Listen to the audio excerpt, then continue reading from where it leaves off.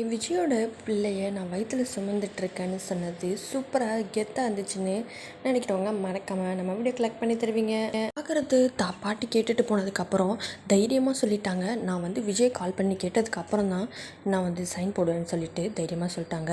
யார் தான் இந்த மாதிரி கேட்கவும், ஆமாம் விஜய் பிள்ளையை நான் வயிற்றில் சுமக்கிறேன், உண்மையாகவே பொண்டாட்டியாக தான் வாழ்ந்துட்டு வந்தேன் அப்படின்னு சொல்லவும் இந்த சாரதா தலையில் கை வச்சுட்டு உட்காந்துடுறாங்க. என்ன செய்கிறதுனே தெரியாமல் முழிச்சுக்கிட்டு இருந்த சாரதா, ஏண்டி இப்படி பண்ணுற, எல்லார் மானத்தையும் ஏண்டி வாங்குற, இப்படி அதுதான் இருந்தன்னு பத்தாததுக்கு இது வேற புள்ள உண்டாக்கிறியாடி அப்படி சொல்லிட்டு கழுத்தை பிடிச்சி வெளியில் தள்ளி விடுறாங்க. அங்கன்னு பார்த்து சூப்பர் என்ட்ரி கொடுத்த விஜய் சூப்பராக தான் பொண்டாட்டியை கையில் பிடிச்சிடுறாரு. என்னதான் இருந்தாலும் காவேரி தன்னோட மனைவி இல்லாமல் ரொம்ப காதலிச்சு விட்டாரு. அதனால் பார்க்க வர்றாரு.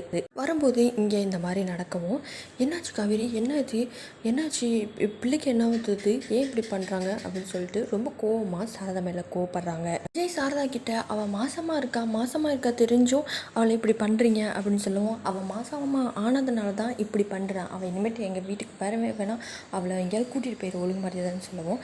விஜய்க்கு செம்ம கோவம் வந்துடுது. கட்டி அணைச்சிட்டு, காவேரி போகலாம், நீ இந்த வீட்டில் நீ ஒரு நிமிஷம் கூட இருக்கக்கூடாதுன்னு சொல்லிட்டு வீட்டுக்கு கூட்டிகிட்டு போகிறாங்க. அங்கே கூட்டிகிட்டு போய் பார்த்தா தாத்தா பாட்டிக்கு முன்னாடி அழகாக கை கொத்துட்டு நிற்கிறாங்க. பாட்டி செம்ம கோவத்தில் என்னடா இதுன்னெலாம் கேட்குறாங்க.